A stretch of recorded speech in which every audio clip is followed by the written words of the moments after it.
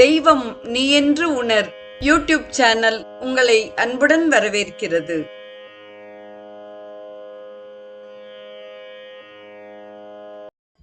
அன்பு உள்ளங்கள் அனைவருக்கும் உற்சாகமான இனிய காலை வணக்கம். மதுரை மீனாட்சி அம்மை பிள்ளைத்தமிழின் நிறைவில் ஒவ்வொரு நாளும் மதுரையின் சிறப்பு அம்சங்களை கேட்டு ரசித்துக் கொண்டிருக்கிறோம். இன்றைய நிகழ்வில் நெசவு தொழில் என்ன என்பது குறித்தும், மதுரையிலும் தமிழ்நாட்டிலும் நெசவு ஆலைகள் தோன்றுவதற்கு காரணமாக இருந்த திரு கருமுத்து தியாகராஜர் செட்டியார் அவர்களை பற்றியும், மதுரையில் ஆரம்ப காலத்தில் ஆரம்பிக்கப்பட்ட மீனாட்சி ஆலை குறித்தும் சிந்திக்க இருக்கிறோம்.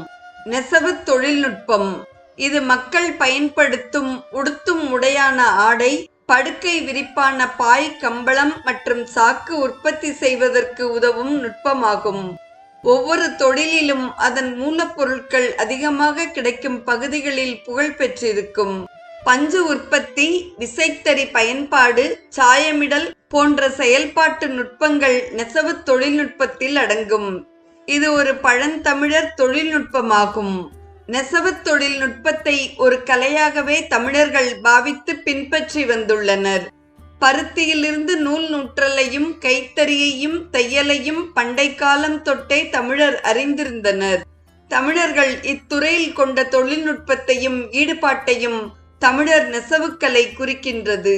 இலங்கையின் வரலாற்றில் முற்பட்ட நூலான மகாவம்சத்தின் கூற்றின்படி, இலங்கைக்கு விஜயனும் அவனது நண்பர்கள் 700 பேரும் தம்பப்பண்ணி என்னும் இடத்தை வந்தடைந்ததன் பின்னர், விஜயனின் நண்பர்கள் அவ்விடத்தில் தோன்றிய ஒரு பெண்ணை பின்தொடர்ந்து ஒவ்வொருவரும் செல்கின்றனர். அங்கே குவேனி அவர்களை பொய்கை ஒன்றில் சிறை வைக்கின்றாள். கடைசியாக அவர்களை தேடி விஜயன் செல்லும் போது, ஒரு மரத்தடியில் துறவி வடிவில் குவேனி நூல் நூற்று கொண்டிருக்கிறாள் எனும் தகவல் விஜயன் இலங்கைக்கு வரும் முன்பே இலங்கையில் நெசவு கைத்தொழில் பற்றிய அறிவு இருந்துள்ளதை வெளிப்படுத்துகிறது. நெசவு தொழில்நுட்பம் பண்டைய காலம் தொட்டே தமிழர்களின் பயன்பாட்டில் இருந்து வந்துள்ளது. நெசவு தொழில்நுட்பத்தை பல்வேறு பிரிவுகளாக பிரிக்கலாம். இயற்கையான பஞ்சு துணி நெசவுகள், காட்டன், பருத்தி இழை, சணல், மூங்கில் மற்றும் பல. 2. செயற்கை இழை பஞ்சு துணி நெசவுகள், பாலியஸ்டர், விஸ்கோஸ் மற்றும் பல. 3. மிருக உரோம நெசவு, உல் எனப்படும் ஆட்டிழை மற்றும் பல. பருத்தி இழை நெசவு தொழில்நுட்பம் பல படிகளை உள்ளடக்கியது. பஞ்சடித்தல், ஜின்னிங், நூல் தயாரிப்பு, ஸ்பின்னிங், நூலை பதப்படுத்துதல், சாயப்படுத்துதல் மற்றும் நெசவிற்கு தயார்படுத்துதல், ப்ராசஸிங், டையிங் மற்றும் வீவிங் பிரிப்பரேஷன். விவசாயிகளிடமிருந்து வாங்கிய பருத்தியை இயந்திரம் மூலம் விதை நீக்கி பஞ்சு தனியே பிரித்தெடுக்கப்பட்டு பொதிகளாக்கப்பட்டு நூற்பாலைகளுக்கு அனுப்பும் முறை பஞ்சடித்தலாகும். பன்னல், ஸ்பின்னிங் எனப்படும் நூற்பு தொழில்நுட்பம் மிக மிக எளிதானது. முதலில் நூல்களை அதன் இயல்புக்கு தகுந்தவாறு பகுப்பது என்பது மிக முக்கியம். நூல்களை பொதுவாக எண்ணிக்கை என்ற காரணியால் பகுப்பார்கள். பல்வேறு விதமான துணிகளுக்கு பல்வேறு விதமான நூல்கள் தேவை. நாம் கடைக்கு சென்று போர்வையும் மேலாடையும் வாங்குகிறோம். இரண்டும் ஒரே மாதிரியாகவா இருக்கிறது? இல்லையே. பிறகு வேறுபாடு எதில்? அங்கேதான் இந்த நூலின் எண்ணிக்கை, அதாவது யான் கவுண்ட் வருகிறது. அந்தந்த நூலின் எடைக்கு தகுந்தாற்போல் அந்தந்த நூலின் எண்ணிக்கை குறிக்கப்படுகிறது. நல்ல கனமான கோர்சர் கவுண்ட் நூல் போர்வைக்கும், மெல்லிசான ஃபைனர் கவுண்ட் நூல் மேலாடைக்கும் பயன்படுத்தப்படுகிறது. நூல் எண்ணிக்கையில் பலவிதங்கள் உண்டு. ஆனாலும் அதிகமாக புழக்கத்தில் உள்ள ஆங்கில எண்ணிக்கை முறையையே நாம் எடுத்துக்கொள்கிறோம். ஆங்கில எண்ணிக்கை இந்த வகை கவுண்ட் முறையில் பொதுவாக நூலின் நீளம் யார்டு, கஜம் என்ற அளவையில் தான் அளக்கப்படுகிறது.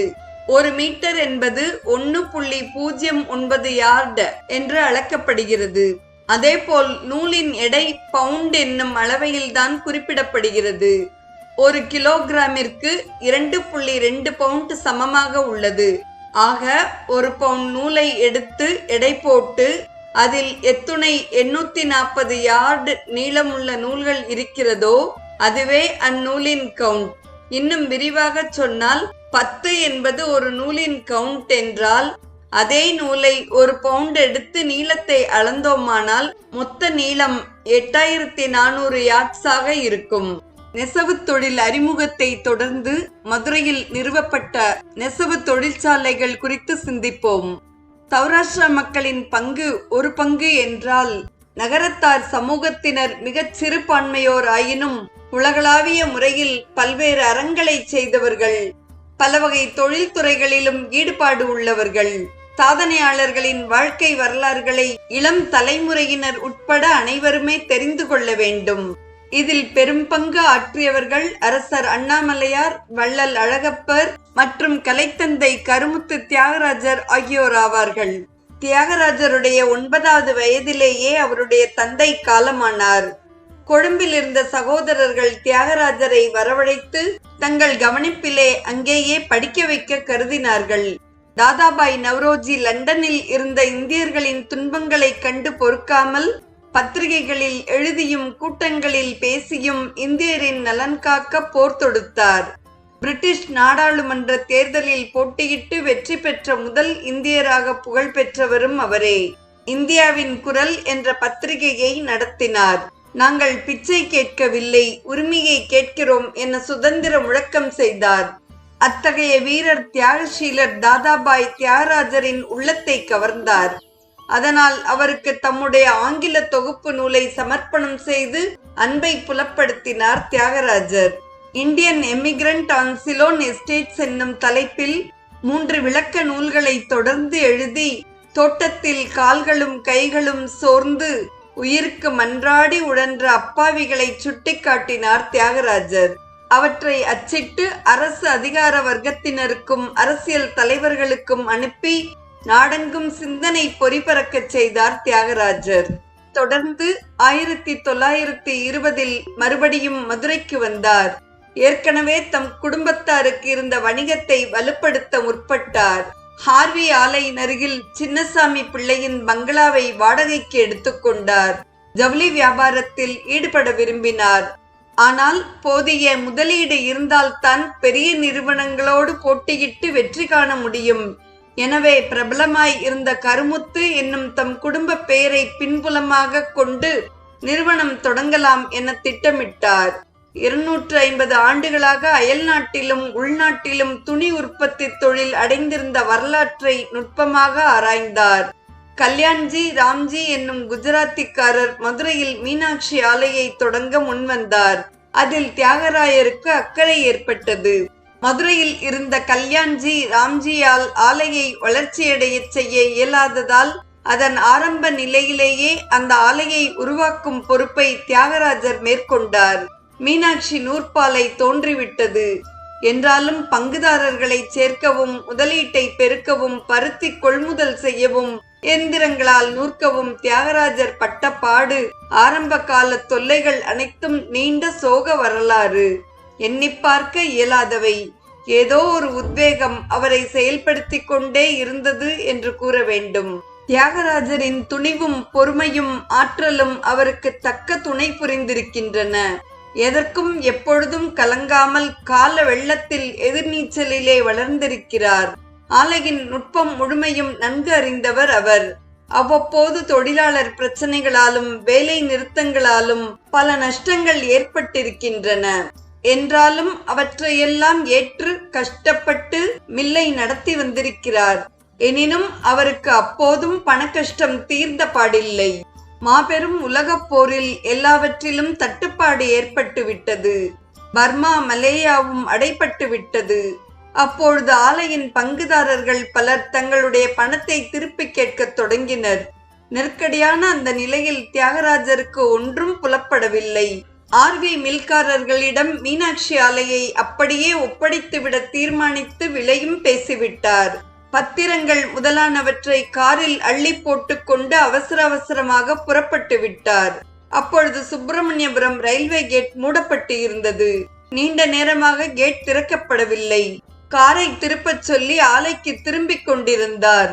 தொலைபேசி மூலம் ஆர்வி மில்காரர்களை அங்கு வரச் சொல்லிவிட கருதினார். ஆனால் மீண்டும் திரும்பி வருகையில் தம்முடைய ஆலைக்கு முன்னால் இருந்த ரயில்வே கேட்டும் மூடப்பட்டு இருந்தது. இந்த சகுனத்தடையால் ஏதோ நன்மை இருக்கிறது என அவருடைய உள்மனம் கூறியது. எனவே மீனாட்சி ஆலையை விற்கும் முடிவை கைவிட்டு விட்டார். எத்தனையோ இடையூறுகளுக்கு மத்தியில் மீனாட்சி ஆலை வேரூன்றி நிலைத்து விட்டது. அதன் பின்னர் நண்பர் ஒருவரின் நிதி உதவியோடு கோவை சரோஜா ஆலையின் நிர்வாக பொறுப்பையும் ஏற்றார். அது முதல் பல ஆலைகளை இணைத்து செயல்படுத்தும் லட்சிய திட்டம் தியாகராஜரின் உள்ளத்தில் படரத் தொடங்கியது. உலகப்போர் மூண்டு சர்வதேச கட்டுப்பாடு வரக்கூடும் என்ற முன்உணர்வும் அவரிடம் பளிச்சிட்டது. உலகப்போர் தொடங்கியதும் வெளிநாட்டு துணி இறக்குமதி நின்றுவிட்டது. உள்நாட்டு தேவை அதிகரித்தது. துணிகளுக்கும் கிராக்கி ஏற்பட்டது. நபருக்கு இவ்வளவு என அளந்து தரும் கட்டுப்பாடு வந்தது. அதனால் ஆலை தொழிலுக்கு வசந்த காலம் உண்டாயிற்று. 1943 மணப்பாறையில் தியாகராஜர் ஆலை உருவாயிற்று. மற்றும் தென்னாட்டில் நிறுவப்பட்டுள்ள ஆலைகளின் தொடர்பாக தியாகராஜர் அடிக்கடி வடநாட்டுக்கு செல்வார். அங்கே நடத்த இயலாமல் விற்பனைக்கு வரக்கூடிய ஆலைகள் குறித்து விசாரித்து அறிவார். போர் நடந்து கொண்டிருக்கும் சமயம் வடநாட்டில் ஒரு ஆலை விலைக்கு வந்தது. தியாகராஜர் சென்று விலை பேசி முடித்து முற்பகலில் ஒப்பந்தத்தில் கையொப்பம் பெற்றுக்கொண்டு முன்பணமும் கொடுத்து விட்டார். ஆனால் பிற்பகலில் உலகப் போரில் ஒரு திருப்பம் ஏற்பட்டுவிட்ட செய்தி வானொலியில் அறிவிக்கப்பட்டது. ஆலையை விற்க தீர்மானித்து கையொப்பமிட்டு முன்பணம் பெற்றவர் தயங்கி விற்க மறுத்துவிட்டார். ஆனால் தியாகராஜரோ இணங்கவில்லை. நீதிமன்றம் சென்று வெற்றி பெற்றார். அந்த ஆலை கருவிகள் அனைத்தும் மணப்பாறை ஆலைக்கு கொண்டு வரப்பட்டன. இந்த வரிசையில் சேலம் ராஜேந்திரா ஆலையும் அவரிடம் சேரத் தொடங்கியது. இந்த பெரிய ஆலை மீனாட்சி ஆலை குழுவுக்கு வலிவும் மணப்பும் தந்தது. தியாகராஜரின் நேரடி நிர்வாகத்தாலும் மேலாண்மை முறையாலும் லாபம் பெருகியது. 1952 முதல் தென்னாட்டில் ஆலை அரசர் என புகழ்பெறும் குறிக்கோள் நோக்கி வெற்றி நடை போடத் தொடங்கினார் தியாகராஜர். விருதுநகர் நெசவு ஆலையும் சூலக்கரை ஆலையையும் 1953 ஏவி தாமஸ் நிறுவனத்திலிருந்து தியாகராஜரிடம் வந்து இணைந்தது. ஆலைகளில் சம்பாதித்த பணத்தையெல்லாம் மீண்டும் அதே தொழிலில் பயன்படுத்தினார் தியாகராஜர். உலகில் உள்ள பெரிய தொழிலதிபர்கள் பலர் இவ்வாறு செய்வதில்லையாம். ஆனால் தியாகராஜர் இவ்வகையிலும் துணிச்சலான முடிவுகளையே மேற்கொண்டிருந்திருக்கிறார். இந்திய சுயாட்சியின் காரணமாக இங்கே முதலீடு செய்திருந்த வெள்ளையர்களும் ஜப்பானியர்களும் தங்கள் ஆலைகளை விற்கத் தொடங்கினர். அவர்களிடமிருந்து பல கைகள் மாறி சாசுன் மல் என்னும் லாயல் நெசவு ஆலையை வாங்கி ஜப்பானிய நிறுவர்கள் இருவரின் தொழில்நுட்ப திறமையை புதிய ஆலைக்கு பயன்படுத்தி கொண்டார் தியாகராஜர். ஜப்பானியர் ஜெர்மானியர் தமிழ்நாட்டில் நடத்தி வந்த நூல் ஆலைகளையும் பருத்தி பஞ்சு பிரிக்கும் தொழிற்சாலைகள் பலவற்றையும் தியாகராஜர் ஒப்புக்கொண்டார். விருதுநகர், சாத்தூர், நாலாட்டின் புத்தூர், ராஜபாளையம், திண்டுக்கல், தேனி முதலிய இடங்களில் பஞ்சை அரைத்து கட்டி பொதி போடும் தொழில்கள் பலவற்றை நிர்வகித்திருக்கிறார். அத்தோடு மட்டுமல்லாமல் ராஜா அண்ணாமலை செட்டியார், டாக்டர் அழகப்பன் செட்டியார் ஆகிய இருவரையும் போல் கல்வி நிறுவனங்களை தோற்றுவித்த தியாகராஜரும் கலைத்தந்தை என புகழ் பெற்றார். தியாகராஜரின் சொந்த ஊரான தெக்கூரில் கல்லூரி அமைக்க வேண்டும் என சிலர் வற்புறுத்திய போது, எங்கே ஏற்படுத்தினால் பெரும்பான்மையோருக்கு பயன் கிடைக்குமோ அங்குதான் அமைக்க வேண்டும், சொந்த ஊரில்தான் தர்மம் செய்ய வேண்டும் என்பது இல்லை என மறுத்துவிட்டார். மேலை சிவபுரி கணேசர் செந்தமிழ் கல்லூரி ஒரு சமயம் நலுவுற்று இருந்த போது உதவி கோரி அன்பர்கள் தியாகராஜரிடம் வந்தார்கள். அக்கல்லூரியை மதுரைக்கு கொண்டு வந்து அதே பெயரில் நடத்த சம்மதித்தால் எல்லா செலவுகளையும் தாமே ஏற்பதாக தெரிவித்தார். கல்விக்கென பல கோடி ரூபாய்களை வழங்கி 20 கல்வி நிறுவனங்களை தியாகராஜர் அறக்குழு ஏற்படுத்தி சிறப்பாக இன்றும் நடத்தி வருகிறது. பர்மா முதலிய நாடுகளில் நகரத்தார்களுக்கு ஏற்பட்ட கஷ்டத்தால் புதிய தொழில் தொடங்க முடியாமல் பல நகரத்தார் குடும்பங்களில் நலிவு உண்டாகிய போது அவர்களுடைய இரும்பு பெட்டகங்களில் தூங்கிக் கொண்டிருந்த தொகைகளை தொகுத்து சேர்த்தால் புது வசதி பெருகும் என திட்டமிட்டார். 1943 63,000 பங்கு மூலதனமாகவும் அங்கீகரிக்கப்பட்ட மூலதனமாக 25 லட்சம் ரூபாயும் அமைய தியாகராஜராலேயே மதுரையில் பேங்க் ஆஃப் மதுரை திறந்து வைக்கப்பட்டது. தாம் நிறுவிய ஆலைகளின் மூலமாக ஸ்ரீ மீனாட்சியின் பெயர் பிரபலமடையச் செய்தார். அடுத்து மதுரை மாநகரின் பெருமையை பேங்க் ஆஃப் மதுரை என்ற பெயர் மூலமாக நிலைநாட்டினார். உலகில் மிக பெரிய சாதனைகளை புரிய பெரிய கூட்டம் தேவையில்லை என்பதை வலியுறுத்துபவர் தியாகராஜர். தன்னுடைய நண்பரான ராமாச்சாரியிடம் இயேசு கிறிஸ்துவின் லாஸ்ட் சப்பர் என்னும் ஓவியத்தை சுட்டிக்காட்டி, பார்த்தாயா, இயேசுவுடன் இருப்பவர்கள் 12 பேர்கள்தான். அவர்கள் கடுமையாக முயன்று உலகில் 1/3 பகுதியை கிறிஸ்தவ மதமாக்கி உள்ளார்கள். நாம் சிலர் மட்டும் சேர்ந்து கடுமையாக முயன்றால் நாட்டில் பல பெரிய காரியங்களை ஏன் சாதிக்க முடியாது என்று கூறுவாராம் தியாகராஜர். தியாகராஜர் பஞ்சாலைகளை தோற்றுவித்து பருத்தி நூல்களை மட்டும் ஆராயவில்லை, பழந்தமிழ் நூல்களையும் ஆராய்ந்தார். மதுரையில் மீனாட்சி ஆலையை தொடர்ந்து தியாகராஜர் ஆலை, சீதாலட்சுமி ஆலை, மங்கையர்க்கரசி ஆலை, விசாலாட்சி மில்ஸ் என்று இன்றும் தொழில் நிறுவனங்கள் சிறப்பாக செயல்பட்டு கொண்டு வருகின்றன. இத்துடன் இன்றைய மதுரையின் சிறப்பு அம்சங்கள் நிறைவு பெறுகின்றன. ஒவ்வொரு நாளும் மதுரையின் சிறப்பு அம்சங்களை செவிமடுக்கின்ற அத்துணை நல்ல உள்ளங்களுக்கும் நெஞ்சார்ந்த நன்றி. நாளைய நிகழ்வில் தன்னுடைய கையையே சந்தனக்கட்டையாக்கிய மூர்த்தி நாயனார் அவர்களின் வரலாறு குறித்தும், அருள்மிகு மீனாட்சி சுந்தரேஸ்வரர் கோவிலில் அமைந்துள்ள முக்குருணி விநாயகர், தங்கத்தேர், மதுரை பெயர் காரணம், ஆயிரங்கால் மண்டபம், பொற்றாமரை குளம், அஷ்டசக்தி மண்டபம், மீனாட்சி நாயக்கர் மண்டபம், முதலிப்பிள்ளை மண்டபம், ஊஞ்சல் மண்டபம், கிளிக்கூட்டு மண்டபம், 6 கால் மண்டபம், திருக்கல்யாண மண்டபம் ஆகியவை குறித்து சிந்திப்போம்.